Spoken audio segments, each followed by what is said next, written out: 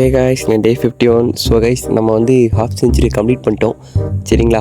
காலைல எழுந்தோடனே பார்த்தா நாய்க்குட்டிங்க சரியான தூக்கம் கேட்டிங்களா. அப்புறம் இதை பார்த்துட்டு சரிப்பட்டுறான்னு சொல்லிட்டு அப்புறம் பேஸ்ட்டு ப்ரெஷ் எடுத்து ப்ரெஷ் பண்ணி முடிச்சோடனே வந்து ஒரு கத்தாழையை கட் பண்ணி எடுத்தாச்சு. கட் பண்ணி எடுத்து அதை நல்லா க்ளீன் பண்ணி அப்புறம் அழகாக குட்டியாக ஸ்லைஸ் பண்ணி அதை ஒரு பவுலுக்கு ட்ரான்ஸ்ஃபர் பண்ணி என்ன நம்ம தலைக்கு தானே தேய்க்கணும்.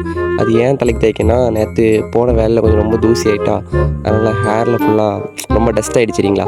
அந்த டஸ்ட்டு க்ளீன் பண்ணால் நம்ம இப்படி போட்டு ஒரு ½ மணி நேரம் ஊற வச்சு தலை குளிச்சிட்டோம்னா சரியாயிடும். அதுக்கப்புறம் நேராக ஃப்ரெண்டுகிட்டு போனாங்க. ஃப்ரெண்டுகிட்டு போனோன்னா அவன் லேப் வச்சுருந்தானே. அப்புறம் அதை பக்கத்தில் பார்க்கலாம் பார்த்தா கொஞ்சம் பயமாக இருந்துச்சு.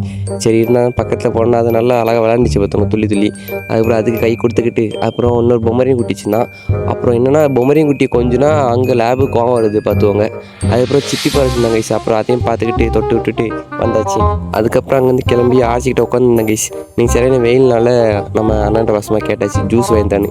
அப்புறம் அங்கே நேராக போனோம். செம்பரம் வந்துட்டு போய் ஒரு பாதாம் பால் குடிச்சிட்டு அப்புறம் அங்கே நேராக வீட்டு வந்துச்சு கைஸ். வீட்டு வந்து நல்லா தூங்கிச்சு பார்த்தா மணி 6 ஆகிட்டு.